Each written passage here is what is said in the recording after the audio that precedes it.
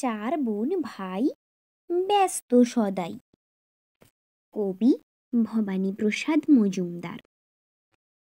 সরস্বতী বললে হেসেই, দেখ রে দেখ লক্ষ্মী, মর্তের সব ছেলে মেয়েদের আমার পুজোর ঝুঁক কি। লক্ষ্মী বলেন, আসল কারণ জানেও না কাকপক্ষী, পাশ করবার আশায় সবাই পোহায় এত ঝক্কি।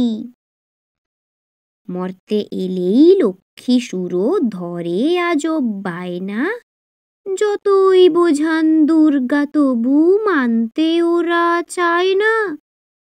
চায় না ওরা শাড়ির পাহাড় বা গয়নার বাহার, চপ চাউ ফ্রাই রোল মোগলাই লুকিয়ে করে আহার। সরস্বতী বললে, মাগো বিগ বাজারে যাব। কার্তিক বলে, প্যান্টালুনেই আমার জিনিস পাবো।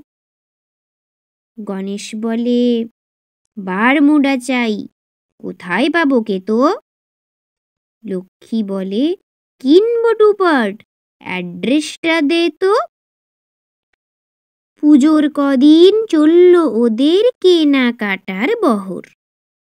চার বোন ভাই ব্যস্ত সদাই ফেলল চষেই শহর।